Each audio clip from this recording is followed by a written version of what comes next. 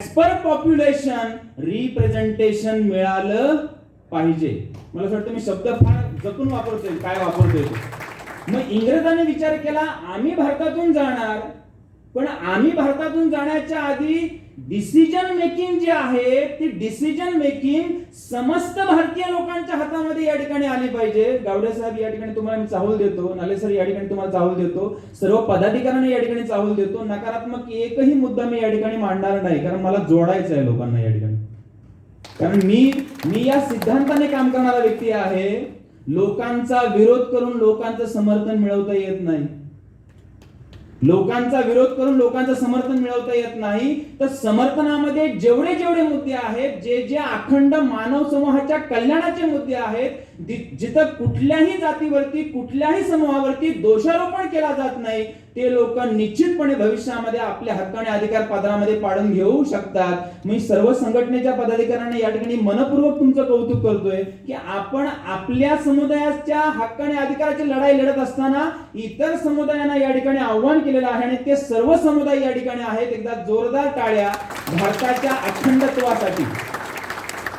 काय शब्द वापरला मी? एकदा जोरदार टाळ्या भारताच्या अखंडत्वासाठी. आणि म्हणून मग माझा पहिला मुद्दा मी तुम्हाला परत एकदा जाणून करून देतोय. इंग्रजांनी विचार केला भारत देश सोडून जायचं आहे, पण भारत देश सोडून जाण्याच्या आधी भारतामध्ये काय बनलं पाहिजे? विधिमंडळ.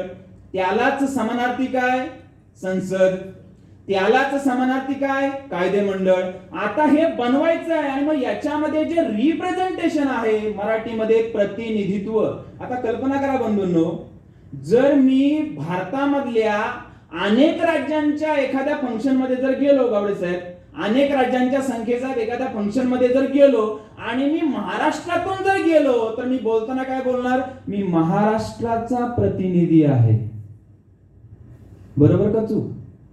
परंतु महाराष्ट्रामधल्या एखाद्या अनेक जिल्ह्यांच्या कार्यक्रमांसाठी जर मी गेलो, तर मी बोलताना काय बोलेल? मी जसा रायगडचा आहे तर मी काय बोलणार? मी रायगडचा प्रतिनिधी आहे. म्हणजे मी कुठल्या जिल्ह्याचं प्रतिनिधित्व करतोय? रायगड जिल्ह्याचं काय करतोय? प्रतिनिधित्व करतोय. आणि जर समजा जागतिक स्तरावरती एखादा अनेक देशांचा मिळून काय आहे कार्यक्रम आहे, आणि भारतातला एखादा व्यक्ती जर त्या ठिकाणी जर गेला, तर तो काय बोललो बंधूंनो? मी इंडियाचा काय आहे? प्रतिनिधी आहे. याचा अर्थ बंधूंनो, प्रतिनिधित्व हा मुद्दा मूलभूत अधिकाराशी काय आहे? संबंधित आहे. हा मुद्दा लक्षात घ्या. प्रतिनिधित्व हा मुद्दा मूलभूत अधिकाराशी संबंधित आहे. त्या समुदायाच्या विकासाशी संबंधित आहे. त्या समुदायाच्या येणाऱ्या हजारो पिढ्यांच्या काय आहे? उद्धाराशी काय आहे? संबंधित आहे. त्यामुळे या मुद्द्याला सहजपणे घेऊ नका, गांभीर्याने घ्या. आणि मग मुद्दा समजवतोय, भारतामध्ये ब्रिटिशांना चाहूल लागली होती की आज ना उद्या देश सोडावा लागेल, आणि मग देश सोडण्याच्या आधी या देशामध्ये विधिमंडळ गठीत झालं पाहिजे. मी तिसऱ्यांदा मुद्दा तुमच्यासमोर ठेवण्याचा प्रयत्न करतोय. आणि मग कोणते समुदाय आहेत? तर मला वाटतं थोडस जरा गावठी भाषेमध्ये तुम्हाला सांगतो. काही गावठी शब्द वापरले तर काय हरकत नाही ना, कारण कधी कधी कसं होतंय, गावठी शब्द वापरले का काळजाला लगेच भिडतात. आणि मग काही जण, जसं आता मी खेडेगावामध्ये गेलो, महिला मंडळाच्या कार्यक्रमामध्ये गेलो, आणि महिला मंडळाच्या कार्यक्रमामध्ये जर त्यांच्या दैनंदिन बोलीमध्ये उदाहरणं वापरली, तर त्या महिला काय बोलतात? किती चांगला बोलला ग पोऱ्या. आता या भागात काय बोलतात मला माहित नाही, तळ कोकणात असं बोलतात. मग कधी कधी व्यवहारातली उदाहरणं वापरणं काय असतं? गरजेचं असतं. मग आता भारतीय समुदाय कशा प्रकारचा समुदाय बंधूंनो? तर भारतीय समुदाय हा 3 प्रकारचा समुदाय आहे, आणि या 3 प्रकारच्या समुदायांना भारतीय राज्यघटनेमध्ये काय आहे? प्रतिनिधित्व देण्यात आलेलं आहे. मग हे 3 समुदाय कोणते? एक आहे गाववाला, एक आहे गाववाला, एक आहे गावाच्या बाहेर कोण? वाडावाला, म्हणजे त्याला वाडी म्हणतात, आणि एक आहे जो डोंगरावरती आहे, आमच्यापासून पूर्णपणे अलिप्त आहे, त्याला काय म्हणतात? वाडीवाला. म्हणून असं वाटतं तळ कोकणात जर कधी आलात किंवा या भागामध्ये जर आलात, तर भारतीय समाज कसा आहे माहितीये काय? गाव, वाडा आणि वाडी. गाव, वाडा आणि काय? वाडी. आता कदाचित काही लोकांना लगेच आकलन होईल किंवा न होईल, या 3 शब्दांनाच गावडे साहेब भारतीय राज्यघटनेमध्ये 3 नावं देण्यात आलेली आहेत. कोण? तर जो एज्युकेशनली बॅकवर्ड आहे, जो सोशली बॅकवर्ड आहे. मला असं वाटतं या ठिकाणी तो बॅकवर्ड शब्द सुद्धा समजवणं फार गरजेचं आहे. कधी कधी मला वाटतं संभ्रम निर्माण होण्याची काय असते? शक्यता असते. आता मला सांगा, बॅकवर्ड या शब्दाचा इंग्रजीमध्ये विरुद्धार्थी शब्द काय? फॉरवर्ड. मग फॉरवर्ड शब्द चांगला वाटतो, तर बॅकवर्ड शब्द कसा वाटला पाहिजे? काय कळलं का ना, काय माहिती काय सांगायचं मला ते. कारण कधी कधी संभ्रम जे होतात ते संभ्रम योग्य शब्दामध्ये समजवणं काय आहे गरजेचं आहे. आता जर समजा या ठिकाणी फॉरवर्ड आहे म्हणजे काय, ज्यांचा विकास झालेला आहे, मग ज्यांचा विकास झालेला नाहीये त्यांना काय बोलायचं? तुमचं काय मत आहे? मला वाटतं मी परत एकदा बोलतो ना, नकारात्मक अजिबात या ठिकाणी बोलायचं नाहीये. म्हणजे जे आहे ते कधी कधी ऍक्सेप्ट करायला पण आपण काय झालं पाहिजे, शिकलं पाहिजे. कारण बाबासाहेब आंबेडकरांनी जेव्हा संविधानामध्ये हे शब्द टाकले तर जगातला सिम्बॉल ऑफ नॉलेज नावाचा व्यक्ती या शब्दाला जर काय देतोय, राज्यघटनेमध्ये काय देतोय, वाव देतोय. याचा अर्थ निश्चितपणे याच्यामध्ये काहीतरी लपलेलं आहे, ते तुमच्या समोर ठेवण्याचा काय करतोय, प्रयत्न करतोय. आणि मग समजून घेण्याचा मुद्दा बद्दल या ठिकाणी असा आहे, एक आहे गाव, एक आहे गावाच्या बाहेर काय वाडा, आणि वाड्याच्या वरती काय आहे वाडी. थोडस जरा वेगळ्या भाषेमध्ये बोलतोय, फक्त राग म्हणून घेऊ नका. एक आहे आदिवासी वाडी, त्याच्यानंतर काय आहे चर्मकार वाडा म्हणतात, बौद्ध काय म्हणतात, वाडा म्हणतात. कारण जे आहे ते आहे, कधी कधी तेही स्वीकारलं आपण पाहिजे. आणि जे गावात राहतात ना त्यांना काय म्हणतात, गाववाले. मग आता या ठिकाणी बंधूंनो, बाबासाहेब आंबेडकर त्या काळामध्ये सिम्बॉल ऑफ नॉलेज नावाची व्यक्ती जिवंत होती आणि त्या व्यक्तीला माहिती होतं. मग आता तुम्हाला हे ऐकून आश्चर्य वाटेल, 1900 शतक जे आहे त्या शतकामधला घडलेला मुद्दा आहे. साऊथ ब्युरो कमिशन भारतामध्ये आलं होतं, मला वाटतं ऐकून तरी माहिती असावं तुम्हाला. आणि मग साऊथ ब्युरो कमिशन जेव्हा भारतामध्ये आलं, त्याच्या आधी फुल्यांच्या काळात जर आपण गेलो तर हंटर कमिशन भारतामध्ये आलं होतं. मी असं वाटतं फक्त नावांचा उल्लेख करतोय, हे पुरावे जे आहेत ते इंटरनेटवरती सर्व माहिती अवेलेबल आहे. तर तुम्हाला तर हे ऐकून आश्चर्य वाटेल, ही कमिशन जेव्हा भारतामध्ये येतात, हंटर कमिशन जेव्हा भारतामध्ये आलं, तर हंटर कमिशन समोर आमच्या बापाने म्हणजे राष्ट्रपिता ज्योतिराव फुलेंनी इंग्रजीमध्ये मेमोरंडम दिलेलं आहे. आणि इंग्रजी मधल्या मेमोरंडम मध्ये फुले इंग्रजांना काय बोलतात, एज्युकेशन मध्ये आम्हाला रिप्रेझेंटेशन द्या. कशामध्ये? एज्युकेशन मध्ये आम्हाला काय द्या, रिप्रेझेंटेशन द्या. दुसरी महत्वाची गोष्ट इंग्लिश मध्ये आहे, मी मराठीमध्ये तुम्हाला समजवण्याचा प्रयत्न करतोय. फुले त्या लेटर मध्ये काय म्हणतात, जुजबी शिक्षण देऊ नका, ऑफिसर लेवलचं काय द्या, शिक्षण द्या. तुम्हाला शब्द कळतात ना मी काय बोलतोय ते? माझ्या फक्त बोलण्याचा बंधून इथं बिलकुल आपण कुणी असा अर्थ काढून घेऊ नये की सर आम्हाला काय तुम्ही असे समजता की आम्हाला काही समजतच नाही. मी कधी कधी असा मुद्दा का बोलतो तुम्हाला समजतंय का? तर आमच्या लोकांनी जरा डोक्यात जरा ताण द्यावा की सर नक्की काय सांगायचं आहे हे समजून घेण्यासाठी. म्हणजे फुले काय म्हणतात, जुजबी शिक्षण नको म्हणजे काय, फक्त सही करण्यापुरतं नको. जसं मधल्या काळामध्ये महापात्र सर, मधल्या काळामध्ये भारत सरकारने सर्व शिक्षा अभियान आणलं आणि सर्व शिक्षा अभियान मध्ये माझ्या आईला सही करायला लागली, तर आम्हाला काय वाटलं, आई शिकली. तुम्हाला कळतं का ना काय सांगायचं ते? म्हणजे फुले काय म्हणाले, जुजबी शिक्षण नको, ऑफिसर लेवलचं काय द्या, शिक्षण द्या. म्हणजे आजच्या भाषेमध्ये आमचा व्यक्ती कलेक्टर बनला पाहिजे, आमचा व्यक्ती क्लास 1 ऑफिसर बनला पाहिजे, याचं काय द्या, शिक्षण द्या. आणि काय बोलले, आम्हाला नोकऱ्यांमध्ये काय ठेवा, रिप्रेझेंटेशन ठेवा. मला वाटतं हा हंटर कमिशनचा जो काय रिपोर्ट आहे किंवा हंटर कमिशन जे आहे ते नेटवरती अवेलेबल आहे, आपण याचा 100% स्टडी करू शकता. म्हणजे फुल्यांची जी मागणी होती आणि मग साऊथ ब्युरो कमिशन जेव्हा भारतामध्ये आलं, तर भारतामधल्या ज्या ज्या समुदायांनी मागणी केली, ही मागणी मी तुमच्या समोर ठेवतोय. तर त्या काळामध्ये मुस्लिम समाजाने मागणी केली होती आणि समाजाची मागणी करणारे कोण होते, मुस्लिम लीगचे लोक होते. नंतर बाबासाहेब आंबेडकरांनी मागणी केली, कुणासाठी मागणी केली, अनुसूचित जाती आणि अनुसूचित जमाती, इंग्लिश मध्ये शेड्युल्ड कास्ट आणि शेड्युल्ड ट्राईब. आणि त्यावेळेला मग ओबीसी बांधवांची मागणी कोण करतंय, तर त्यावेळेला शाहू महाराज जिवंत होते. त्या काळामध्ये शाहू महाराज जिवंत होते आणि शाहू महाराजांचे त्यांच्या करवीर नगरीमधले कलेक्टर होते. त्या कलेक्टरचं नाव काय, भास्करराव जाधव.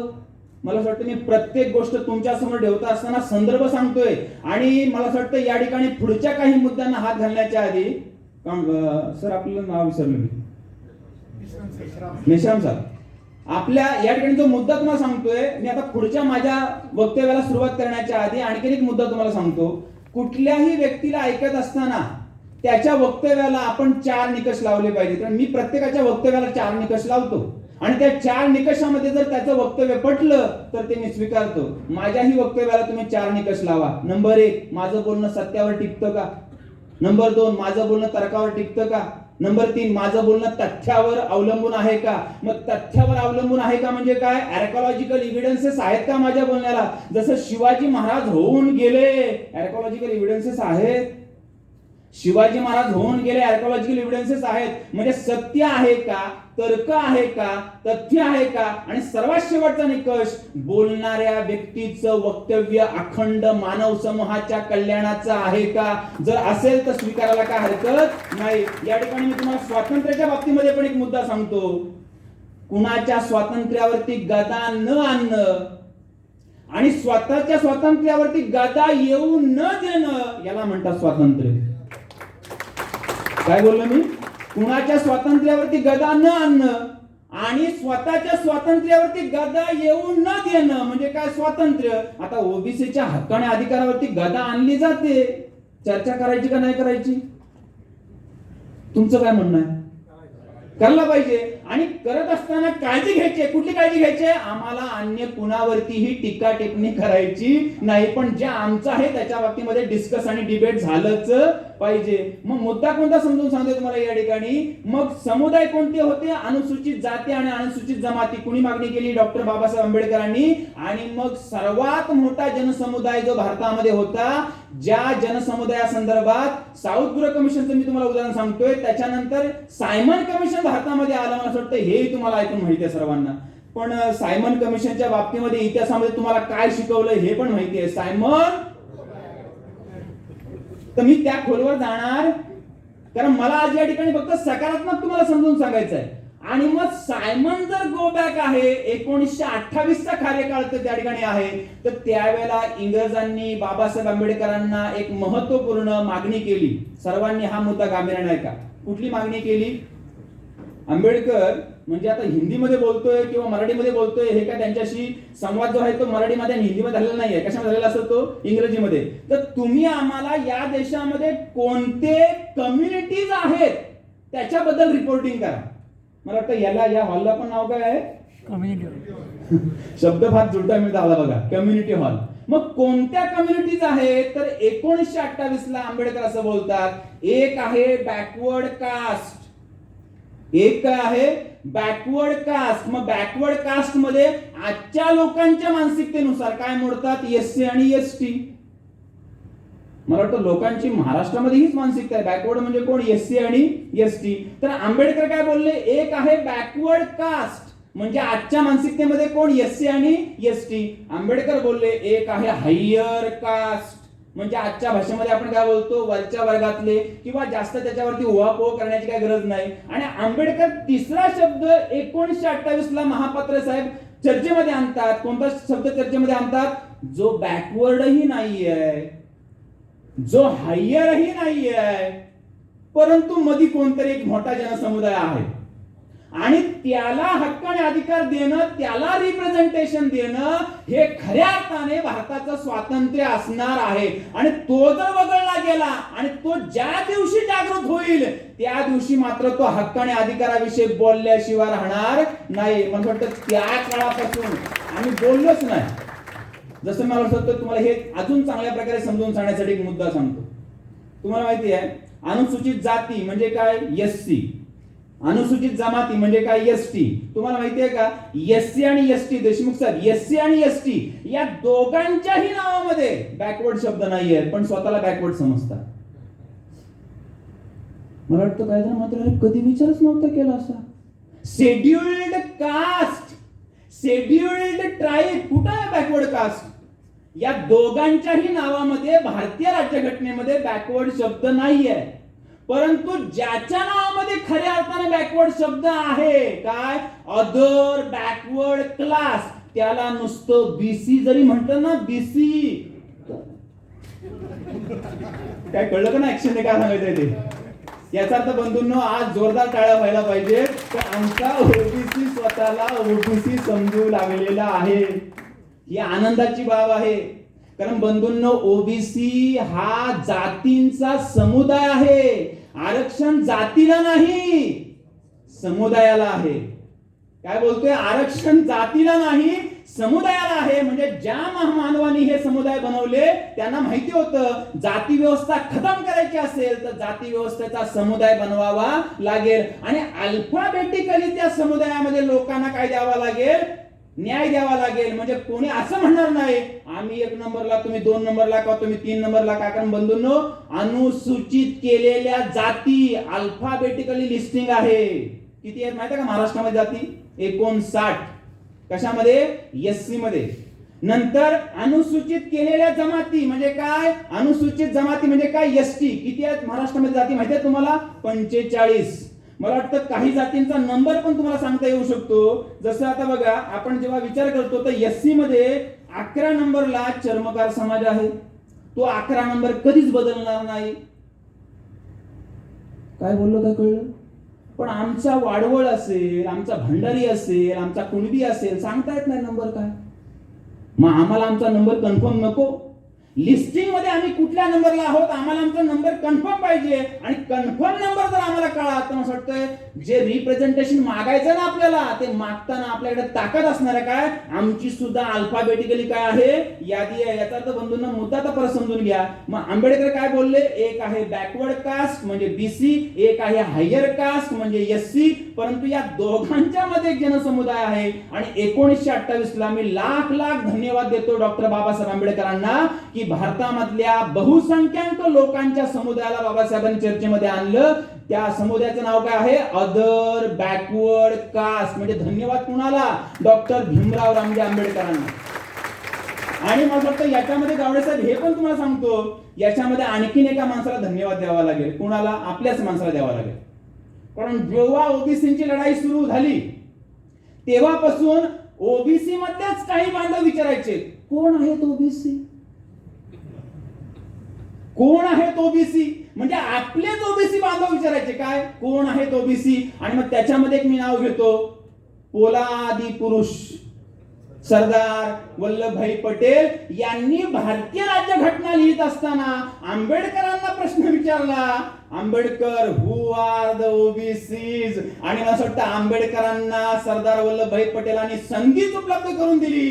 तुमचं जे म्हणणं आहे ते मी घटनेमध्ये लिहितो, कलम नंबर 340. मला वाटतं मध्ये मध्ये तुम्हाला आवडलं तर टाळी वाजवायला काय हरकत नाही. कारण टाळी का वाजवा? तुम्हाला झोप येऊ नये यासाठी पण. कारण बंधूंनो, विश्लेषणात्मक ऐकणं, चर्चात्मक ऐकणं, ऐतिहासिक ऐकणं ही भारतीयांची मानसिकता नाहीये, लक्षात ठेवा. आणि त्यामुळे मला याची पण काळजी असते नेहमी. शिबिरामध्ये मी जेव्हा जातो, प्रबोधनामध्ये जेव्हा जातो, हसवत खेळवत मधी मधी थोडीशी अशी विनोदी उदाहरणं सांगत जर समजवलं तर ऐकणाऱ्या माणसाला पण जरा बरं वाटतं. मग आता एक तुम्हाला मुद्दा समजवतो आणि तो मुद्दा फार महत्वाचा आहे. सर्वांनी हा मुद्दा गांभीर्याने ऐका. पाटील नावाच्या व्यक्तीने, पनवेल मधल्या आगरी समाजाच्या व्यक्तीने मला एका प्रबोधनामध्ये संपल्यानंतर प्रश्न विचारला, देवरे सर, अनुसूचित जातीला आरक्षण मिळालं, अनुसूचित जमातीला आरक्षण मिळालं, आम्ही ओबीसी आहोत, आम्हाला काय अजून अधिकार मिळालेले नाहीये. तर मी त्यांना असं म्हटलं, सर कल्पना करा एका ठिकाणी पूजा आहे. मी तुम्हाला विनोदाच्या माध्यमातून एक गांभीर्यपूर्ण मुद्दा समजवण्याचा प्रयत्न करतोय. आणि तो विनोद कसा आहे बघा. तर म्हटलं सर तुम्ही बोलताय ना की बाबा अनुसूचित जातीला मिळालं, अनुसूचित जमातीला मिळालं, आम्हाला नाही मिळालं. तर मी त्यांना असं म्हटलं, सर एका ठिकाणी पूजा आहे असं गृहीत धरा, पूजा आहे असं काय धरा, गृहीत धरा. आणि पूजेला अनुसूचित जातीचा व्यक्ती आला, अनुसूचित जमातीचा व्यक्ती आला, ओबीसीचा पण व्यक्ती आला आणि पूजेला ते पंक्तीला बसले. तर मला वाटतं या ठिकाणी कोकणामधले किती लोक आहेत जरा हात वरती करा. फारच कमी आहेत. ठीक आहे, हरकत नाही, येणाऱ्या काळामध्ये तेही येतील. आणि मग पंक्तीला जे बसले, तर मी तुम्हाला प्रश्न विचारतो, पंक्तीला जे बसतात तेच वाढून घेतात का वाढणारे दुसरे असतात? वाढणारे म्हणजे पंक्तीला बसले ते वेगळे आहेत. कोण? एससी एसटी आणि ओबीसी. जे वाढणारे आहेत ते वेगळे आहेत. मग आता वाढणाऱ्या माणसाला हे माहिती आहे, काय माहिती आहे की पहिल्यांदा कुणाला वाढलं पाहिजे, जो सर्वात जास्त जागृत आहे. काय बोलू? कोण म्हणतो देणार नाही? कोण म्हणतो देणार नाही? घेतल्याशिवाय राहणार नाही, कारण भीक नाहीये, तो संविधानिक काय आहे, अधिकार आहे. त्यामुळे एससीला वाढणार नाही, सोबतच एसटी राहिल्यामुळे त्यालाही वाढलं. आता जेव्हा तो ओबीसीला वाढायला आला तेव्हा ओबीसी मधला जाणीवपूर्वक त्याने ओ बाजूला काढून ठेवला आणि वाढणारा 50 पासून काय बोलतोय, बीसी वाढू, बीसी वाढू, बीसी वाढू. तर त्याचा भ्रम काय झाला, I am not BC, they are BC. काय झालं कळतं का तुम्हाला, काय समजायचं तुम्हाला, म्हणून तो उशीर झालाय.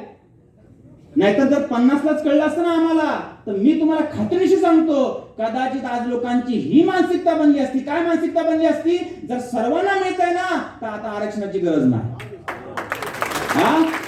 जर सर्वांना मिळतंय तर आता आरक्षणाची गरज नाही. कारण बंधूंनो, कधी कधी याही बाबतीमध्ये चिंतन होणं काळाची काय आहे, गरज आहे. आमचे लोक बोलून मोकळे होतात, इसकी जरूरत नाहीये. अरे मिलाई नाहीये, कळलं ना काय बोलतोय ते. म्हणजे एससीला वाढलं, एसटीला वाढलं, आता ओबीसीला वाढायचं आहे. तर ओबीसीला वाढणारा जर ओबीसीच असताना तो त्याला काय बोल असता माहितीये काय, अरे मला माहितीये तुला जिलेबी आवडत नाही, मला माहितीये तुला जिलेबी आवडत नाही. मी कुठं म्हणतो पूर्ण घे, चौथ घे, चौथ 1/4 घे, 1/4. आणि 1/4 घेतल्यानंतर जर तुला ती आवडली तर मला खात्री आहे तू उरलेली मागितल्याशिवाय राहणार. आणि मग 16 नोव्हेंबर 1992 आमच्या पदरामध्ये 27% काय पडलं, आम्हाला त्याच्यातून बेनिफिट्स काय मिळायला लागले. आमच्या लोकांना कळलं की ही उन्नतीची काय आहे, चाहूल आहे, ही विकासाची काय आहे, चाहूल आहे. मग काय वाटतं तुम्हाला बंधूंनो, या बाबतीमध्ये उहापोह डिस्कशन डिबेट झालं पाहिजे का नाही झालं पाहिजे, समाजामध्ये झालं पाहिजे का. हा हक्क आणि अधिकाराचा काय आहे, मुद्दा आहे. मग बाबासाहेब आंबेडकर बोलले बॅकवर्ड कास्ट पण नाहीये, हायर कास्ट पण नाहीये, पण मध्ये एक वर्ग आहे. आणि कुठला वर्ग आहे तो, अदर बॅकवर्ड कास्ट आहे. परंतु बंधूंनो, संविधानामध्ये जेव्हा त्याला टाकण्याची वेळ आली तेव्हा सरदार वल्लभभाई पटेलांनी प्रश्न विचारला, कोण आहेत ओबीसी. आणि मग बाबासाहेब आंबेडकर असं म्हणाले, सरदारजी आप जो कह रहे हैं हेच आपण काय करूया, कलम नंबर 340 मध्ये टाकूया. या ठिकाणी तुम्हाला आणखीन एक महत्त्वपूर्ण मुद्दा सांगतो. मी लाख सॅल्यूट करतो डॉक्टर बाबासाहेब आंबेडकरांना. ज्या जाती समुदायामध्ये जन्माला आले त्यांच्यासाठी पहिलं कलम नाही लिहिलं. पहिलं कलम कुणासाठी लिहिलंय, ओबीसी 340. नंतर कुणाचं, एससी 341. नंतर कुणाचं, एसटी 342. याचा अर्थ असं वाटतंय, म्हणून असं वाटतं या ठिकाणी या विचार मंचावरून तुम्हाला एक फार महत्त्वपूर्ण मुद्दा समजून सांगायचा आहे. कुठलाही भारतातला महापुरुष व्यक्ती निरपेक्ष मानसिकतेतून अभ्यासक्रमातून मुलांना शिकवा, तो राष्ट्रीय पुरुष झाल्याशिवाय राहणार नाही. मला वाटतं माझं बोलणं कळलं काय बोलतो. कुठलाही महापुरुष भारतीय अभ्यासक्रमाच्या माध्यमातून व्यक्तिनिरपेक्ष मानसिकतेतून शिकवा. कारण मला आठवते आजही, जेव्हा मला 5वीला बाबासाहेब आंबेडकरांचा पहिल्यांदा धडा शिकवला गेला, शिकवणारी जी व्यक्ती होती त्या व्यक्तीने धड्यामधलं एक वाक्य माझ्यावरती कोरलं. कुठलं वाक्य कोरलं, बाबासाहेब अस्पृश्यांचे उद्धारक. त्यामुळे माझी वयाच्या 22व्या वर्षापर्यंत मानसिकता काय, नॉट आमचे उद्धारक. मला वाटतं मी मध्ये एकदम असं हळू का बोलतोय तुम्हाला समजावं यासाठी. आणि मग 22व्या वर्षी जेव्हा संविधानामधली प्रोव्हिजन आणि त्या प्रोव्हिजनाच्या अंतर्गत ओबीसीचं आरक्षण आणि त्या आरक्षणातून जेव्हा माझा नंबर लागला तेव्हा मग उत्सुकता बनली, बाबासाहेब आंबेडकरांना वाचलं पाहिजे, फुलेंना वाचलं पाहिजे, शिवाजीरावांना वाचलं पाहिजे. आणि बंधूंनो, मग तिथून उत्सुकता जी वाढली ती उत्सुकता आजपर्यंत कायम आहे. मला तुम्हाला एवढंच समजून सांगायचं आहे की संविधानामध्ये 340 कलम आलं आणि 340 कलमामध्ये बंधू काय लिहिलेलं आहे, राष्ट्रपतींना अधिकार देण्यात येतात. काय, राष्ट्रपतींना अधिकार देण्यात येतात. काय की तुम्ही कायदा बनवून आयोग नेमा, आयोगाला काय द्या, अधिकार द्या. आणि आयोगाला अधिकार दिल्यानंतर आयोगाला पहिल्यांदा काय सांगा, ज्यांची तुम्हाला गणना करायची आहे त्या गणनेसाठी पहिल्यांदा काय ठरवा, निकष ठरवा. काय ठरवा, निकष ठरवा.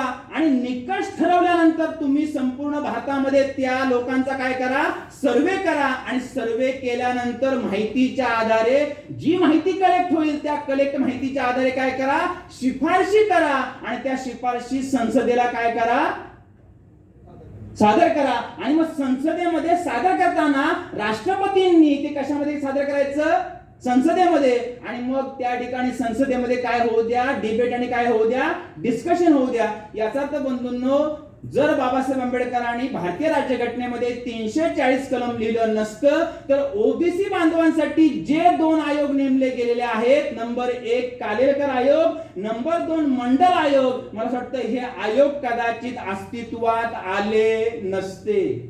आज मराठा रिझर्वेशनच्या बाबतीमध्ये सुद्धा जो काही उहापोह होतोय त्याला एकमेव कारण आहे, ते म्हणजे कलम नंबर 340. त्याचा आधार घेऊनच सर्व हे चाललेलं आहे. याचा अर्थ बंधूंनो, बाबासाहेब आंबेडकरांनी कुणावरतीच अन्याय केलेला नाहीये. परत एकदा तुम्हाला एका उदाहरणाच्या आधारे चाहूल देतो. वाजलेले आहेत 8:27. आपली सर्वांची ऐकण्याची मानसिकता आहे ना. मला अजून बऱ्याच बाबींचा या ठिकाणी उलगडा करायचा आहे, पण मी याची खात्री तुम्हाला सांगतोय संके साहेब, एकही बाब नकारात्मक या ठिकाणी मला मांडायची नाहीये. पण आमचं जे आहे ते पत्रामध्ये आमचं कसं पडेल या बाबतीमध्ये मला असं वाटतं माझ्या बांधवांचं प्रबोधन झालंच पाहिजे या मताचा मी आहे. आणि म्हणून तुम्हाला उदाहरणाच्या आधारे सांगतो, आम्ही का मागतोय, नाही मिळालं म्हणून.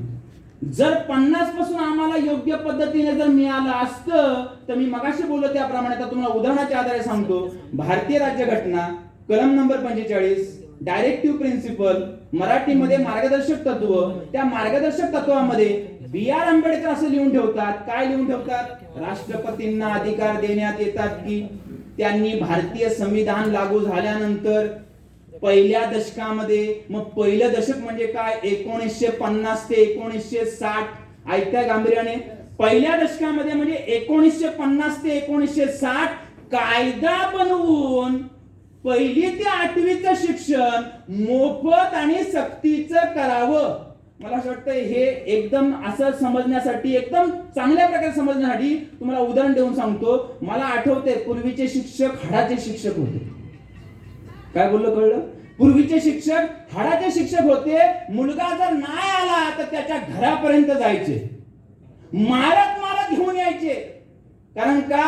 शिक्षण काय होतं, मोफत आणि सक्तीचं, असं त्या वेळातल्या शिक्षकांचा काय होता, मानस होता. मग मारत मारत आणायचे, आणि मारत मारत आणलेला मुलगा जेव्हा पास होऊन 34, पास होऊन 7वी जेव्हा शिक्षक व्हायचा आणि अलगदपणे कुठं जेव्हा त्या शिक्षकाला पुन्हा भेटायचा, त्यावेळेला तो काय बोलायचा, तुम्ही जर सक्ती केली नसती तर मी कदाचित शिक्षक झालो नसतो. तुम्हाला कळते काय सांगायचं? मोफत आणि सक्तीचं शिक्षण. आणि त्या काळातले पालक पण चांगले होते, मारा मारा. आताचे पालक मी या ठिकाणी बोलणार नाही. त्यामुळे आताचे पालक आम्हाला बोट पण लावून देत नाहीत. आणि समजा चुकून लागलंच तर मग येणार विचारणा करायला. त्यामुळे शिक्षकांनी पण ठरवलेलं आहे काय, मारायचं नाही. मग मुद्दा कोणता समजवतोय, 1950 ते 1960 कायदा बनवून शिक्षण मोफत आणि सक्तीचं करायचं होतं. बंधूंनो, तो कायदा त्याच जर दशकात झाला असता ना तर मी खात्रीनिशी सांगतोय माझा बाप पण शिकला असता. आज माझं या ठिकाणी शिक्षण वाचलं गेलं. तुम्हाला काय वाटतं माझा बाप किती शिकला असेल? काय वाटतं संकेत साहेब, किती शिकला असेल? हे बघा, पण बापाला जी संधी नाही मिळाली ती मला मिळाली. कारण बंधूंनो, कलम नंबर 45 चा आधार घेऊन कलम नंबर 21 पण लिहिलं गेलेलं आहे. त्या कलमामध्ये काय लिहिलंय, दोन्ही कलम समजून घ्या म्हणजे आजच्या विषयाला या ठिकाणी जो न्याय देतोय. तर कलम नंबर 21 मध्ये काय लिहिलंय, प्रत्येक भारतीय नागरिकाला जन्मतः जगण्याचा मूलभूत अधिकार आहे.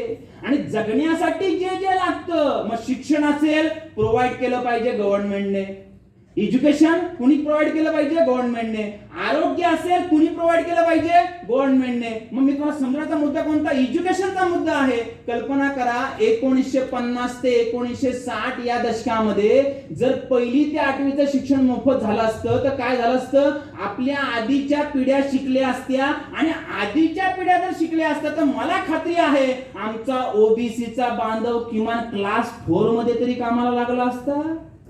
काय बोललो कळलं का नाही? आणि क्लास 4 मध्ये कामाला लागला असता तर तो कॉलनीमध्ये राहायला आला असता. कॉलनीमध्ये राहायला आला असता तर त्याच्या मुलाला चांगलं एज्युकेशन मिळालं असतं. म्हणजे क्लास 4 मध्ये एंट्री घेणाऱ्या ओबीसीचा मुलगा भविष्यामध्ये काय झाला असता, क्लास 1 ऑफिसर बनला असता. याचा तर म्हणजे किती महान विचार होता बाबासाहेबांचा. त्याच्यामध्ये बाबासाहेबांनी असं पण लिहिलंय, जशी जशी देशाची गरज वाढेल, जशी जशी देशाची गरज वाढेल तर या देशातल्या राष्ट्रपतींनी संसदेचा आधार घेऊन कायदा बनवून दर 10 वर्षाच्या टप्प्याने त्या स्तराचं शिक्षण मोफत करत न्यावं. म्हणजे 50 ते 60 या दशकामध्ये काय मोफत झाली असती? 8वी. गरज वाढली होती 70 या दशकामध्ये काय मोफत झाली असती? 10वी. गरज वाढली होती 80 या दशकामध्ये काय मोफत झाली असती? 12वी. गरज वाढली 90 या दशकामध्ये काय मोफत झाली असती? ग्रॅज्युएशन. गरज वाढली सन 2000 साली काय मोफत झाली असती? PG, post graduation. गरज वाढली 2000. तुम्ही बोलावं म्हणून थांबलोय. काय मोफत झालं असतं? प्रोफेशनल. म्हणजे काय? IIT, IIM आणि काय एम्स. आणि आता काय सुरू आहे? आता काय सुरू आहे? 2022. याचा अर्थ बंधूंनो, भारतीय संविधान जर टप्प्याटप्प्याने जर लागू झालं असतं तर आज कुणीही स्वतंत्रपणे स्कॉलरशिप मागण्याचा मुद्दा उठवलाच नसता. आरक्षण पण कोणी मागितलंच नसतं. कारण का? सर्व एज्युकेशन काय झालं असतं महापात्र साहेब? मोफत आणि सक्तीचं झालं असतं. आता गावठी मराठीमध्ये एक म्हण तुम्हाला सांगतो. गावठी मराठीमध्ये मला वाटतंय निश्चितपणे ऐकण्याची मानसिकता आहे तुमची. तर आपल्या गावठी मधली तुम्हाला एक म्हण सांगतो. कुठली म्हण आहे? बहुजनाचं पोरग 8वी पर्यंत नापासच नाही. कळतंय काय बोलणार आहे तुम्ही? बहुजनाचं पोरग 8वी पर्यंत नापासच नाही. कारण का? जे करायचं होतं 1960 ला सरकारनं केलं 2008 ला. 1ली ते 8वी मोफत आणि सक्तीचं शिक्षण. बरोबर का चूक? टाळ्या होऊ दे एकदा याच्यावरती. कारण लोकांना हे माहिती नाहीये. हे माहिती होणं काळाची काय आहे? गरज आहे. मग बहुजनाचा पोरग 8वी पर्यंत नापासच नाही आणि 9वी नंतर गावागावामध्ये जाऊन बघा बहुजनाचं पोरग पासच नाही. कळतं का काय बोलतो मी? याचा अर्थ का मागावं लागतंय? भारतीय संविधानाची अंमलबजावणी त्या दशकानुसार न झाल्यामुळे आज ओबीसीना कळते की आम्ही 50 पासून मागायला पाहिजे होतं. मला वाटतं 16 नोव्हेंबर 1992 पासून खऱ्या अर्थाने आमच्या पदरामध्ये थोडं थोडं पडलेलं आहे. आणि ते पडलेलं काढून घेण्याचं जर या देशामध्ये जर समजा षड्यंत्र सुरू असेल किंवा आमच्या स्वातंत्र्यावरती गदा आणण्याचा कोणी प्रयत्न जर करत असेल तर बंधूंनो, तुम्हाला काय वाटतं? कार्यक्रमांच्या माध्यमातून चर्चा व्हायला पाहिजे का नाही व्हायला पाहिजे? मी तुम्हाला दुसऱ्यांदा या ठिकाणी विचारलं, चर्चा व्हायला पाहिजे का नाही व्हायला पाहिजे? कारण हे आमच्या हक्काने काय आहेत? अधिकार आहेत. आणि म्हणून बंधूंनो 340 कलमाचा उल्लेख तुमच्या समोर केलाय. आता बाबासाहेब आंबेडकरांचं या बाबतीमध्ये काय योगदान होतं हे योगदान तुमच्या समोर ठेवत असताना 340 कलम घटनेमध्ये लिहिलं गेलं ओबीसीसाठी, 341 लिहिलं गेलं एससी साठी, 342 लिहिलं गेलं एसटी साठी. तीनही बांधवांचा त्या ठिकाणी उल्लेख झालेला आहे. त्याच्यानंतर महाराष्ट्रामध्ये ओबीसी मध्ये आणखीन काही महाराष्ट्र शासनाच्या स्तरावरती प्रवर्ग बनवलेले आहेत. ते प्रवर्ग म्हणजे एसबीसी. बरोबर का चूक? एनटी, अ, ब, क आणि ड. नंतर मुस्लिम बांधवांसाठी बनवला होता एसबीसी 1. एसबीसी काय? 1. नंतर मराठा बांधवांसाठी बनवला गेला होता एसईबीसी. मला असं वाटतंय त्या एसबीसीचं संकेत साहेब तुम्हाला एका साध्या उदाहरणाच्या आधारे मुद्दा समजवतो. एसबीसी म्हणजे मराठीमध्ये काय हो? म्हणजे फुल फॉर्म त्याचा काय होतो? Special backward class. मराठीमध्ये काय? विशेष मागास वर्ग. मग विशेष मागास वर्ग म्हणजे काय? एकदम चांगल्या प्रकारे समजण्यासाठी, समजा एखाद्या व्यक्तीला खास असेल आणि त्याला चांगली चाय जर पाजायची असेल तर टपरीवरती आपण गेलो तर आपण काय बोलतो? 2 स्पेशल दे रे. का? अरे खास आहे एकदम. मग तुम्हाला एसबीसी मध्ये बाजू जर कोणी या ठिकाणी जर असतील तर त्यांना हा मुद्दा ऐकून आश्चर्य वाटेल. महाराष्ट्रामध्ये एसबीसी ला ओबीसी एनटी डीएनटी वरती काय ठेवलाय? डिपेंड ठेवलाय. म्हणजे कसं? एज्युकेशन मध्ये जर ओबीसी एनटी डीएनटी व्हिजेंटी यांचा कॅन्डिडेट आला नाही आणि जागा शिल्लक राहिल्या तर शिल्लक मधल्या 2 जागा कोणाच्या? एसबीसीच्या. काय कळलं का नाही कळलं? म्हणजे मी येईपर्यंत संख्या साहेबांना काय सांगितलंय? बसा. आणि मी आलो की तुम्हाला बोलण्याची गरज नाही. म्हणजे सांगण्याचा मुद्दा बंधू, किती अज्ञान आहे समाजामध्ये, किती अज्ञान आहे. मग मुद्दा या ठिकाणी असा होतो की ओबीसी मध्ये माझे जे जे बांधव येतात त्या बांधवांप्रती काय योगदान होतं आंबेडकरांचं, तो मुद्दा आपण समजून घेतोय.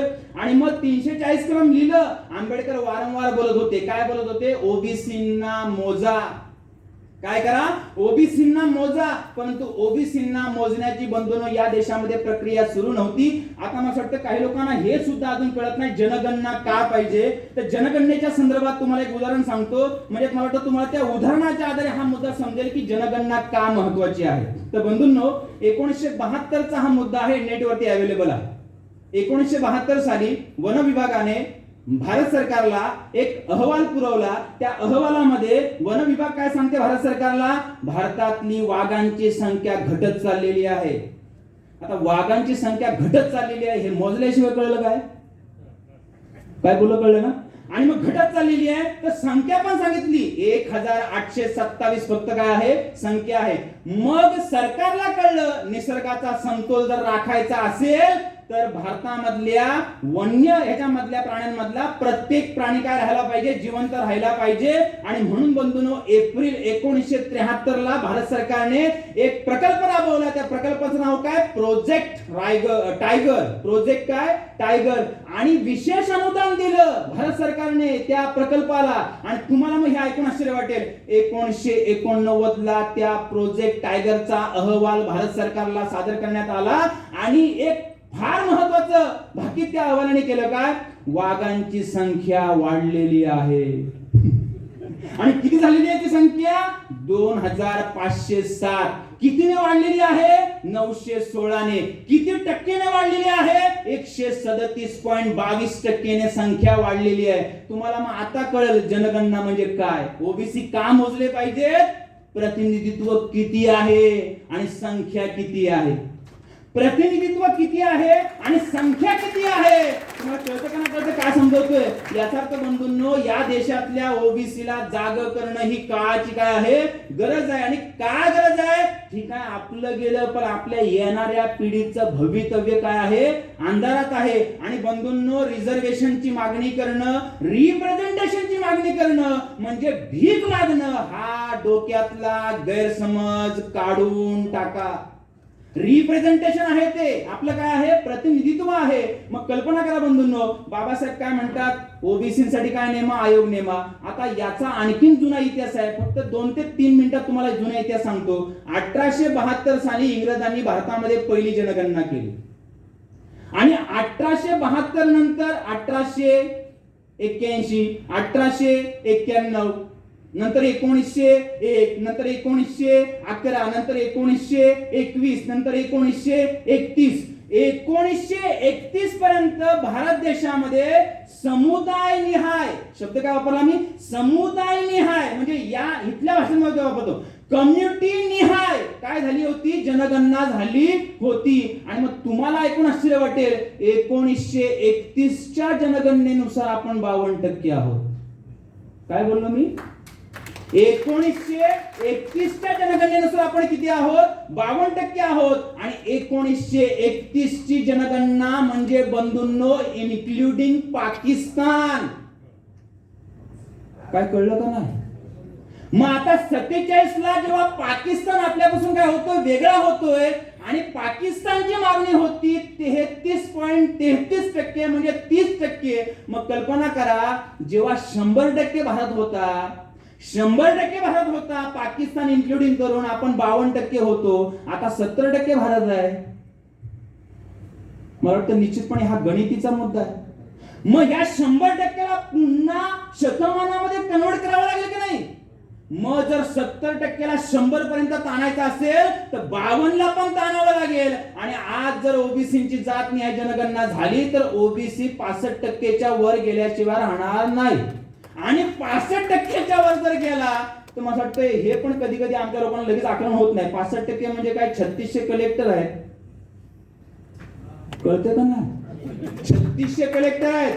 भले ठीक आहे, याच्या आधी आम्ही नाही लागलो, पण इथून पुढे तुम्ही म्हटल्याप्रमाणे रिक्रुटमेंट मध्ये आमचे प्रतिनिधी किती आहेत हा आम्हाला काय पाहिजे, आकडा पाहिजे. याचा अर्थ बंधूंनो कलेक्टर पदामध्ये ओबीसीची किती भरले जातात ही पण मागणी होईल ना भविष्यामध्ये, आमचे किती भरलेले आहेत. म्हणजे बंधूंनो ओबीसीची जात निहाय जनगणना हा साधा सुद्धा मुद्दा नाही. ओबीसीला या देशातल्या पॉवर मध्ये पोहोचवण्याचा काय आहे, मुद्दा आहे. आणि मग कुठली पॉवर, डिसिजन पॉवर मध्ये पोहोचवण्याचा काय आहे, मुद्दा आहे. मला वाटतं कलेक्टर काय म्हणतो, कलेक्टर डिक्लेअर सुट्टी. तुम्हाला पण मिळत असेल कधी, कलेक्टर डिक्लेअर सुट्टी. म्हणजे कलेक्टर म्हणजे काय आहे, शेअर इन पॉवर.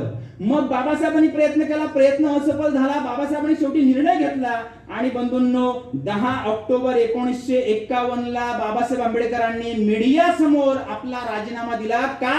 कारण 27 सप्टेंबरला संसदेमध्ये दिला होता, पण संसदेमध्ये बाबासाहेबांच्या राजीनाम्याला वाचून दाखवलं नाही. का वाचून दाखवलं नाही? कारण राजीनाम्यामध्ये 4 कारणं होती. नंबर 1 चं कारण, ओबीसींना काउंटिंग करण्यासाठी आयोग नेमला जात नाही. नंबर 2 चं कारण नेहरूंचं परदेशी धोरण काय आहे, चुकीचं आहे. नंबर 3 चं कारण, हिंदू कोड बिल जो महिलांसाठी होता या बाबतीमध्ये संसदेमध्ये चर्चा होत नाही. आणि नंबर 4 चं कारण, संसदेमध्ये खाते वाटप करताना नेहरूंनी माझ्यासोबत दुजाभाव केलेला आहे. या 3 कारणांमुळे बाबासाहेबांनी काय दिला, राजीनामा दिला. पण कल्पना करा बंधूंनो, त्याच्यामध्ये पहिलं कारण काय होतं, म्हणजे बाबासाहेबांनी कायदेमंत्री पदाचा राजीनामा कुणासाठी दिलेला आहे, याचा अर्थ ओबीसींना आता नुसतं असं काही हे करायचा मुद्दा नाही हा. म्हणजे समजण्याचा मुद्दा, महापुरुष हा महापुरुष असतो, त्याला जातीच्या बंधनामध्ये अडकवू नका. राष्ट्रपिता ज्योतिबा फुले जातीच्या बंधनाच्या पलीकडे होते, बाबासाहेब आंबेडकर जातीच्या बंधनाच्या पलीकडे होते. मला वाटतं तुम्हाला परत एकदा हसवण्यासाठी उदाहरण देतो, माझा वेळ पुढे सरकत आलेला आहे. कारण मध्ये मध्ये मी अशी उदाहरणं का देतोय बंधूंनो, कारण ही दिल्यामुळे तुमच्या काही लोकांच्या डोळ्यावरती आता भुरळ आलेली आहे. कारण काही जणांनी ऐकता ऐकता काही जण असं पण म्हणतात, देवरे सर आम्ही ऐकतोय, तुम्ही बोलत राहा. आम्ही ऐकतोय, तुम्ही बोलत राहा. तर या ठिकाणी एक उदाहरण देतो हसण्याचं आणि माझा मुद्दा पुन्हा कंटिन्यू करतो. मला सांगा, आपला स्वतःचा बाप ज्याने आपल्याला जन्म दिलेला आहे, तो पुरुष का महापुरुष? तुम्हाला काय वाटतं, तो पुरुष का महापुरुष? आपला स्वतःचा बाप, ज्या बापाने तुम्हाला जन्म दिलाय, ज्या बापाने मला जन्म दिलाय, तो बाप पुरुष का महापुरुष? पुरुष. कारण का, जातीमध्ये जन्माला आला, जातीमध्ये वाढला, जातीमध्येच निघून गेला, शेवटचे 4 खांदे जातीचेच होते. काय जण कळलं का नाही कळलं? भावकी म्हणतात त्याला, भावकी. पण बाबासाहेब आंबेडकर ज्या जातीमध्ये जन्माला आले, जातीसाठी नाही जगले, ते जातीसाठी नाही जगले. कारण बाबासाहेब आंबेडकर काय बोलायचे, मी प्रथमतः भारतीय आहे, मी अंतिमही भारतीय आहे. आणि जेव्हा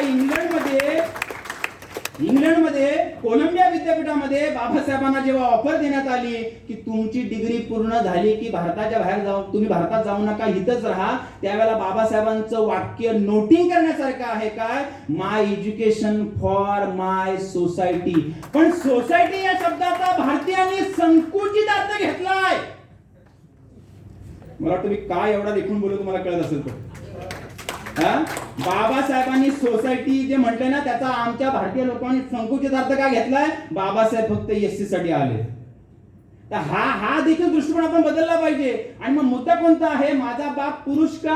कारण काय कळलं तुम्हाला, आणि बाबासाहेब आंबेडकर महापुरुष का? जातीमध्ये जन्माला आले, पण उद्धार मात्र भारतामधल्या जातीमधल्या प्रत्येक माणसाचा काय केला बाबासाहेबांनी, संविधानाच्या मागे गेला, उद्धार केला. म्हणून बाबासाहेब काय आहेत, महापुरुष आहेत. मग समजून घेऊया, बाबासाहेबांनी राजीनामा दिला आणि मग नेहरूंना कळलं, काय कळलं, आपल्याला काहीतरी थोडी चाहूल केली पाहिजे आणि ओबीसीना काहीतरी देण्याचा प्रयत्न केला पाहिजे. आणि म्हणून बंधूंनो, ओबीसीसाठी पहिला आयोग नेमला. आयोगाचं नाव काय, कालेलकर आयोग. मी फक्त एकच मुद्दा संख्येसाठी या ठिकाणी बोलतो, फक्त माझ्या बोलण्याचं वाईट नका वाटून घेऊ आणि मला नकारात्मक पण बोलायचं आहे. आयोग आमचा होता ना, मग आमचा अध्यक्ष का नाही ठेवला? बस मला एवढंच बोलायचं. आयोग आमचा होता ना, मग अध्यक्ष पण आमचा पाहिजे होता. फक्त चिंतनाचा मुद्दा, काही जणांना खटकेल पण माझं बोलणं. आता आयोग नेमला, तर आयोगाने शिफारशी कशाच्या आधारावरती करायच्या होत्या, तर गांभीर्याने वाचतोय मी. त्याच्यामध्ये एकूण 4 मुद्दे होते की कुठल्या निकषाचा आधार घेऊन हा आयोग नेमला जाईल. पहिला निकष होता, सामाजिक व शैक्षणिक दृष्ट्या मागासवर्गीय व्याप्ती ठरवण्याकरिता निकष तयार करणे. नंबर 2, अशा प्रकारे ठरविण्यात आलेल्या मागासवर्गीयांच्या उन्नतीसाठी शिफारशी सुचवणे. नंबर 3, या मागासवर्गीय लोकांचे सार्वजनिक नोकऱ्यात व केंद्र व राज्य सरकारमध्ये पुरेसे प्रतिनिधित्व नसल्यास नेमणुकीसंबंधी राखीव जागा ठेवण्याची गरज आहे ते सुचवणे व शहानिशा करणे. आणि शेवटचा आहे, आयोगाने अभ्यासलेली वस्तुस्थिती व त्याच्या शिफारशी अहवालाच्या रूपात संसदेमध्ये सादर करणे. याच्यामध्ये तिसरा मुद्दा फार महत्वाचा आहे. काय?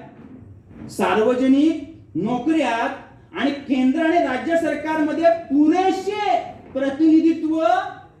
कळतं का मला काय सांगायचं ते? म्हणजे आयोगाला सांगितलं होतं आणि मग आयोगाने जी माहिती बंधून शोधून काढली तर आयोगाने काय सांगितलं? कालेलकर आयोगाने ओबीसी मध्ये 2399 जाती येतात. ओबीसी भारतामध्ये 52% आहे. आणि मग शिफारशी काय केलेल्या आहेत त्या शिफारशी तुमच्या समोर वाचून दाखवतोय. सर्वांनी गांभीर्य नाही का? शिफारशीमध्ये काय म्हटलंय?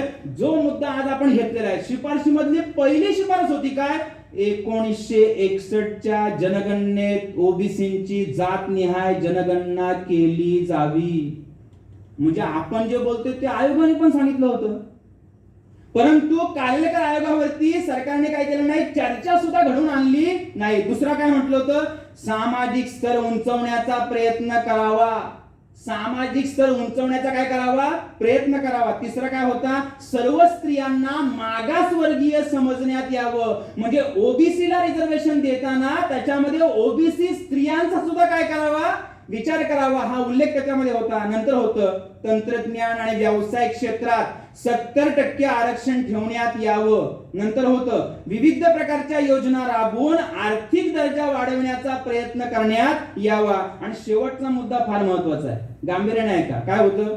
सर्व सरकारी व स्थानिक स्वराज्य संस्थांमध्ये खालीलप्रमाणे राखीव जागा असाव्यात. वर्ग अ 25%. वर्ग अ म्हणजे काय? क्लास 1. वर्ग ब म्हणजे काय? क्लास 2 33.33%. आणि वर्ग क आणि ड 40%. आता जर तुम्हाला असं वाटतंय की ही शेवटची जी शिफारस आहे ती जर लागू झाली असती तर वर्ग अ मध्ये किती आरक्षण होतं? किती? आमच्या कोकणामध्ये, तळ कोकणामध्ये आमचा कुणबी बांधव 70% आहे. तर मी कधी कधी असं उपहासाने बोलतो आपण संख्येने जास्त ना. मग आपल्या रत्नागिरी जिल्ह्याचा कलेक्टर कोण पाहिजे होता? तो तर आपलाच पाहिजे होता. मग हे जर जेव्हा कालेलकर आयोग नेमला गेला आणि कालेलकर आयोगाने जेव्हा शिफारशी दिल्या संसदेमध्ये, जर शिफारशी मंजूर जर झाल्या असत्या तर मला वाटतं कोकणामध्ये ओबीसीचा कलेक्टर रत्नागिरी जिल्ह्यामध्ये काय केलं असतं? त्याने हँडलिंग केलं असतं. याचा अर्थ बंधूंनो हा फार महत्वाचा मुद्दा आहे. पण कालेलकर आयोग नाकारला. का नाकारला? फक्त एकच वाक्य सांगतो आणि घेऊन येतो मी तुम्हाला दुसऱ्या आयोगाकडे. त्या आयोगाचं नाव काय आहे? मंडल कमिशन. कालेलकर आयोग का नाकारला? तर कालेलकर आयोगाच्या कमिशनच्या अध्यक्षालाच नेहमी सांगितलं तुम्ही एक लेटर लिहून द्या. तर लेटर मध्ये भरपूर काय आहे? 21 पानी पत्र आहे. पण त्याच्यामधले एक वाक्य फक्त तुमच्या समोर ठेवतो. कालेलकर स्वतः काय म्हणतात? आयोगाचा अध्यक्ष म्हणून मला हा आयोग मान्य आहे, पण भारताचा नागरिक म्हणून मला हा आयोग मान्य नाही. तुम्ही वाचा हो, मी काय बोलतो म्हणून नको.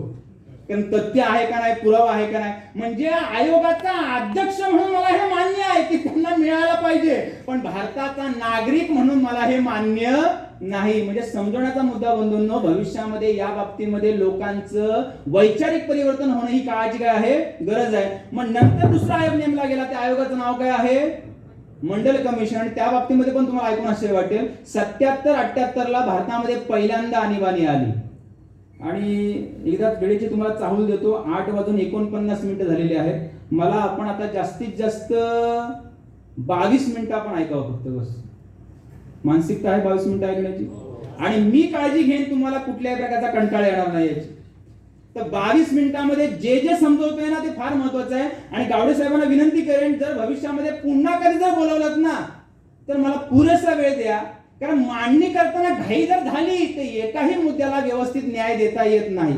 आणि जर व्यवस्थित न्याय देता जर नाही आला तर लोक या हॉलमधून कन्फ्युजन घेऊन जातात. आणि मी या मताचा आहे देशमुख साहेब, कन्फ्युजन लोकांमध्ये अजिबात वाढलं नाही पाहिजे. लोक एकदम क्लिअर असली पाहिजेत. मग मुद्दा कोणता समजवतोय? मंडल कमिशन येण्याच्या आधीचा काळ आहे. 77-78 ला आणीबाणी आली. पहिल्यांदा काँग्रेस सरकार कोसळलं आणि मग जनता पार्टीचं सरकार या देशामध्ये येणार होतं. त्याचे जे प्रधानमंत्री होते त्यांचा मॅनिफेस्टो काय होता? जर आमचं सरकार आलं तर ओबीसीचा जो कालेलकर आयोग आहे तो जसाच्या तसा आम्ही काय करू, लागू करू. मॅनिफेस्टोमध्ये हे वाक्य असल्यामुळे भरघोस मतांनी जनता पार्टीचं सरकार आलं. मोरारजी देसाई भारताचे प्रधानमंत्री बनले. आता तुम्हाला काही लोकांना ऐकून आश्चर्य वाटेल जरा की विनोदाचा परत एक मुद्दा सांगतो, विनोदाचा. कारण पुढचं सांगण्याच्या आधी विनोद केला का लोकांची पुन्हा ऐकण्याची मानसिकता बनते. कल्पना करा, चीफ मिनिस्टर म्हणजे मराठीमध्ये काय हो? चीफ मिनिस्टर मराठीमध्ये काय? मुख्यमंत्री. मग प्राईम मिनिस्टर म्हणजे मराठीमध्ये काय पाहिजे? प्रधानमंत्री. आणि मग ते काय आहे ते तुम्ही तुमचं चिंतन करा, काय आहे ते. मला वाटतं जास्त खोलवर जात नाही मी. म्हणजे सांगण्याचा मुद्दा, ज्या शब्दाचा व्यक्तिनिरपेक्ष मराठीमध्ये अर्थ झाला पाहिजे, व्यक्ती सापेक्ष अर्थ या देशामध्ये शिकवला जातो. मला वाटतं तुम्हाला काही लोकांना इंटेलेक्च्युअल लेवलला माझा मुद्दा कळेल किंवा न कळेल. म्हणजे सांगण्याचा मुद्दा, या देशामध्ये जर जातनिहाय जनगणना होणं म्हणजे भारताचा पीएम जो आहे तो निरंतर आणि निरंतर कोण बनणं याची पण याच्यामध्ये काय आहे, चाहूल आहे. मग जनता पार्टीचं सरकार आलं, मोरारजी देसाई आमचे लोक भेटायला गेले, तर मोरारजी देसाई काय बोलतात, तो कालेलकर आयोग जुना झाला, आता आपण नवीन आयोग नेमू. आणि मग नवीन आयोग नेमला, आयोगाचं नाव काय, मंडल कमिशन. आता मंडल कमिशन हा आयोग नेमला गेला, त्या आयोगाने पण शिफारशी केल्या. त्या शिफारशीमध्ये पहिली शिफारस आहे, सर्वांनी गांभीर्य आहे का, 1979 ला आयोग नेमला गेला. आणि 1979 ला जो आयोग नेमला गेला त्याने शिफारशी केलेल्या आहेत. पहिली शिफारस त्याची आहे, कुठली शिफारस आहे, 1981 साली होणाऱ्या जनगणनेमध्ये ओबीसींची जातनिहाय जनगणना करण्यात यावी. मग मंडल कालेलकर कमिशनने पण काय म्हटलं होतं बंधूंनो, मंडल कमिशन पण काय बोलतंय, तुम्हाला कळतं मला काय समजायचं. म्हणजे सांगण्याचा मुद्दा, ज्यांना ज्यांना वाटतंय त्यांना हे कळतंय की ओबीसींची जातनिहाय जनगणना करणं ही काळाची काय आहे, गरज आहे. माझा शेवटचा मुद्दा मी तुमच्या समोर ठेवतोय आणि माझ्या उरलेल्या 18 मिनिटांमध्ये, कारण 4 मिनिटं संपली, 18 मिनिटांमध्ये शेवटचा जो मुद्दा सांगतोय, सर्वांनी अगदी कान उघडे ठेवून कानामध्ये जीव आणून ऐका. अनुसूचित जाती आणि अनुसूचित जमातीला का मिळतंय आणि ओबीसी बांधवांना फुलफिल का मिळत नाहीये, त्याचं कारण बंधूंनो मी आज तुमच्या समोर ठेवणार आहे. हे कारण तुमच्या समोर ठेवण्याच्या आधी मेश्राम साहेब एक महत्त्वाचा मुद्दा सांगतो. कारण तुमच्या समोर ठेवण्याच्या आधी एक तथागत बुद्धांचं महत्त्वपूर्ण वाक्य तुमच्या समोर ठेवतो. तथागत बुद्ध जे आहेत, तर मी एकदा माझ्या मित्राला प्रश्न विचारला, तू बुद्धिमान आहेस? तर तो बोलला, अरे तू एम.कॉम मी एम.कॉम, म्हणजे मी बुद्धिमान आहे. मी त्याला समानार्थी दुसरा प्रश्न विचारला, तू ज्ञानी आहेस? तर तू परत बोलतो, तू एम.कॉम मी एम.कॉम, तू ज्ञानी तर मी पण ज्ञानी. अरे मी विचारला, तू बुद्धिमान आहेस? तो बोलतो हो. तू ज्ञानी आहेस? तो बोलतो हो. मग मी त्याला तिसरा प्रश्न विचारला. आता या सभागृहामधले सुद्धा काही लोक हैराण होतील. मी त्याला तिसरा प्रश्न विचारला, तर काय प्रश्न विचारला, मग तू बुद्ध आहेस? माझा काय संबंध? आता जे समजवते ना सर्वांनी गांभीर्याने ऐका, बुद्ध, बुद्धिमान आणि ज्ञानी हे समानार्थी शब्द आहेत. मी जास्त विश्लेषण याकडे करत नाही, कारण आज तो विषय नाहीये या ठिकाणी. कारण मी माझ्या जीवनाचं एक ध्येय ठरवलेलं आहे, काय, ज्या ज्या भारतातल्या बहुजन महापुरुषाविषयी काय आहे, भारतामध्ये संभ्रम आहे, ते संभ्रम लोकांमधून सकारात्मक बाबी घेऊन काय केले पाहिजे, पुसून काढले पाहिजे. कारण बुद्ध हे ज्ञानाचं प्रतीक आहे, त्याला धर्माचं प्रतीक बनवून त्याच्यापासून लांब राहू नका. ते जाणण्याचा काय करा, प्रयत्न करा. बाबासाहेब आंबेडकर महापुरुष आहेत, राष्ट्रपिता ज्योतिराव फुले महापुरुष आहेत, त्यांच्यापासून वेगळे होऊ नका, त्यांना जाणण्याचा काय करा, प्रयत्न करा. मग आता शेवटचा मुद्दा आहे का, अनुसूचित जातीला का मिळतंय, अनुसूचित जमातीला का मिळतंय आणि ओबीसीला का मिळत नाहीये. तर बंधूंनो, या दोघांच्या नावामध्ये आणि या ओबीसीच्या नावामध्ये एक शब्दाचा फक्त काय आहे, फरक आहे. कुठला? अनुसूचित केलेल्या जाती, अनुसूचित केलेल्या जमाती. मग ओबीसीचं काय पाहिजे होतं गावडे साहेब, एसओबीसी. काय बोललो, कळलं का नाही?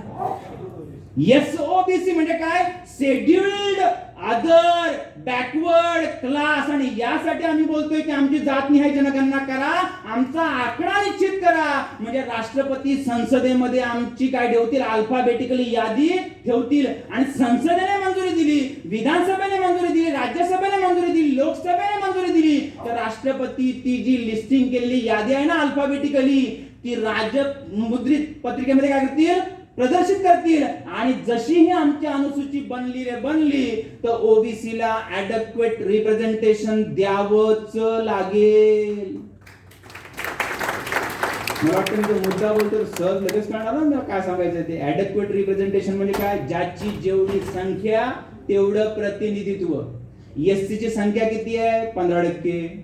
रिझर्वेशन किती आहे? 15%. एसटी ची संख्या किती आहे? 7.5%.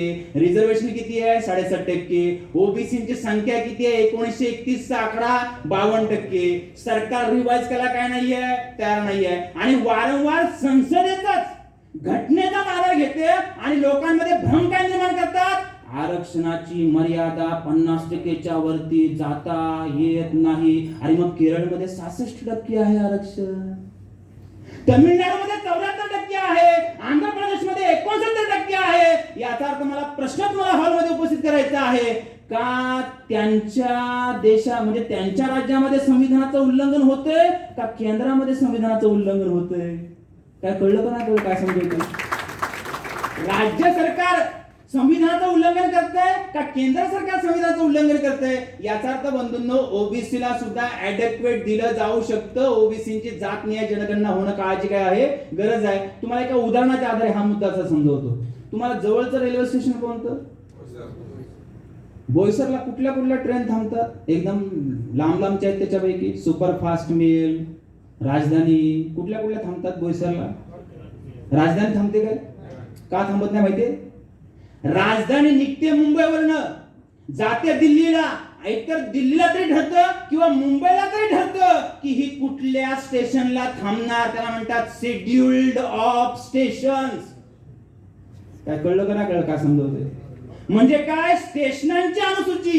आणि जर त्या अनुसूचीमध्ये पालघर जिल्ह्यामधल्या लोकांनी, बोईसर मधल्या लोकांनी आंदोलन केलं की राजधानी बोईसरला थांबली पाहिजे, आणि जर तुम्ही यशस्वी झालात आणि राजधानीच्या शेड्युल्ड ऑफ स्टेशन मध्ये जर बोईसर जर आला तर ट्रेन लवकर येऊ दे किंवा उशिरा येऊ दे, बोईसरला थांबवावीच लागेल. काय कळतं ना उदाहरण काय समजवते ते? याचा अर्थ बंधूंनो, ओबीसीची जातनिहाय जनगणना होणं, ओबीसीचा आकडा निश्चित होणं, ओबीसीची अनुसूची बनणं म्हणजे ओबीसीला या देशातल्या शासन आणि प्रशासनामध्ये जीवनाच्या प्रत्येक क्षेत्रामध्ये काय मिळणं आहे? प्रतिनिधित्व मिळणं. आणि कसं मिळणं आहे? जेवढी संख्या तेवढं प्रतिनिधित्व. याचा अर्थ बंधूंनो, हक्क आणि अधिकाराचा हा मुद्दा आहे. म्हणून सर्व लोकांना या ठिकाणी आवाहन करतोय. आज आपल्या संघटनेला 3 वर्ष पूर्ण होत आहेत. सर्व पदाधिकाऱ्यांना, सर्व सदस्यांना या ठिकाणी आवाहन करतोय. सरते शेवटी जो मुद्दा मांडतो तो फार महत्वाचा आहे. इथं जेवढे जनसमुदाय आहेत, मग अनुसूचित जाती असेल, अनुसूचित जमाती असेल, एनटी व्हिजेंटी असेल, माझे मुसलमान बांधव असतील, जे अल्पसंख्याक लोक असतील, ख्रिश्चन असतील, सर्व बांधवांनी आपल्या आपल्या हक्क आणि अधिकाराची लढाई चालवत राहावी. आणि जर एखादा बांधव जर लढाई करत असेल तर अन्य बांधवांनी काय म्हटलं पाहिजे? तुमच्या लढाईला आमचं. आणि जेव्हा तुमच्या लढाईला जर ह्यांचं समर्थन आहे तर नंतर हे जेव्हा लढतील तेव्हा त्यांच्या लढाईला तुमचं. मला वाटतं एकमेका सहाय्य करू, अवघे धरू सुपंत. माझी वेळ या ठिकाणी संपत आलेली आहे. म्हणून सत्य शेवटीचा मुद्दा सांगतो, तो मुद्दा फार महत्वाचा बंधूंनो. भारताचा जो प्रत्येक नागरिक आहे त्या प्रत्येक नागरिकाला संविधानामध्ये जे जे लिहिलेलं आहे ते त्याच्या पदरामध्ये पडणं म्हणजे भीक पडणं नाही, तर तो त्याचा अधिकार आहे. बंधूंनो, असं प्रबोधन त्याचं होणं ही काळाची काय आहे? गरज आहे. आणि म्हणून सरते शेवटी तुम्हा सर्व लोकांना आवाहन करत असताना कार्यक्रमात सिद्ध जनसमुदायाचे लोक या ठिकाणी आहेत, वेगवेगळ्या विचारधारेचे लोक या ठिकाणी आहेत. मी जेव्हा माहिती घेतली होती तर त्या माहितीमध्ये मला एक महत्वपूर्ण माहिती पाहिजे असते नेहमी कार्यक्रमामध्ये. तर आपल्या संघटनेमध्ये जे आहेत, माळी आहेत, कुणबी आहेत, धनगर आहेत, कोळी आहेत, वंजारी आहेत, भंडारी आहेत, तेली आहेत, अहिर आहेत, यादव आहेत, वाडवळ आहेत, मांगेला आहेत. आणि या कार्यक्रमामध्ये माझे एससी, एसटी, ओबीसी मधले अन्य जातीचे बांधव आणि मुस्लिम बांधव देखील आहेत. मी सर्वांना या ठिकाणी मनपूर्वक धन्यवाद देतो की आपण सर्वजण एकमेकांच्या सहकार्याच्या भूमिकेमध्ये यायला काय असता नेहमी तयार असता. इथे जोरदार टाळ्या होऊ द्या आपल्या सर्वांसाठी की आपण सर्वजण एका भूमिकेचे आहोत. मला सरते शेवटी एवढंच आवाहन करायचं आहे, जे पदाधिकारी आज या ठिकाणी काम करत आहेत त्यांचे सहकार्याचे हात जर वाढले आणि सहकार्याचे हात जर वाढले तर भविष्यामध्ये मागणी लवकरात लवकर फुलफिल होऊ. कळलं मी काय बोलतोय? सहकार्याचे हात वाढले तर मागणी लवकरात लवकर फुलफिल होऊ शकते. आणि सहकार्याचे हात जर तोकडे जर पडले तर बंधूंनो हे लढत राहतील. आणि लढाईमध्ये जर पदरामध्ये जर काय नाही पडलं तर आमचेच पुन्हा बांधव असं बोलतील, काहीच होत नाहीये, काहीच पदरामध्ये पडत नाहीये. म्हणून असं वाटतं पुन्हा मी माझ्या एससी बांधवांचा या ठिकाणी उल्लेख करेन. त्यांचं म्हणणं कसं असतं, कोण म्हणतं,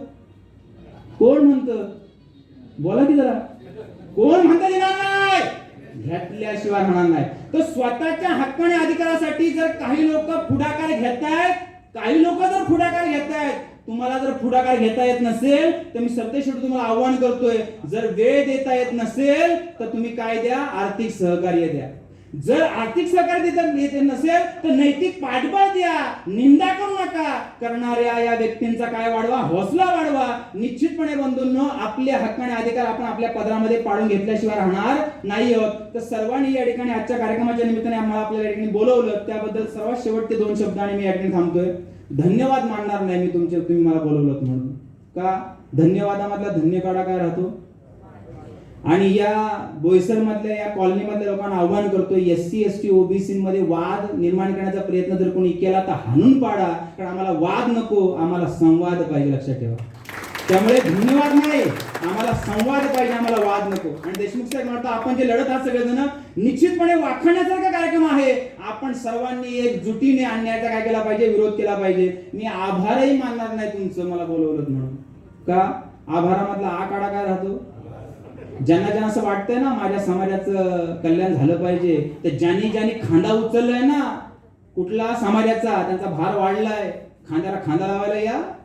तुम्हाला कळतं का ना शब्दामध्ये कसा अर्थ आहे बघा, खांद्याला खांदा लावायला या. कारण ज्यांना असं वाटतंय माझ्या पदरामध्ये पडलं पाहिजे, तर पदरामध्ये पडत असताना खांद्याचा भार तुम्ही पण घेतला पाहिजे ना राव. तर खांद्याला खांदा लावायला या. तर शेवटी एवढंच बोलतोय, या मातीचं ऋण फेडण्यासाठी गेली 20 वर्षापासून मी काम करतोय. हा माझा आजचा कार्यक्रम 1223वा आहे महाराष्ट्रातला. आता काही लोकांनी मला पहिल्यांदा ऐकलं असेल तर अनाउन्समेंट करणारे लोक काय बोलतात, ज्यांची तुम्ही आतुरतेने वाट बघत आहात, एकदा पण नाही बघितलं. मग कधी कधी त्या बोलणाऱ्या वक्त्याच्या मनामध्ये धडपण काय येतं, माझं भाषण जर चांगलं नाही झालं तर माझं पहिलं वाक्य फोल ठरेल, ज्यांची तुम्ही आतुरतेने वाट बघत आहात.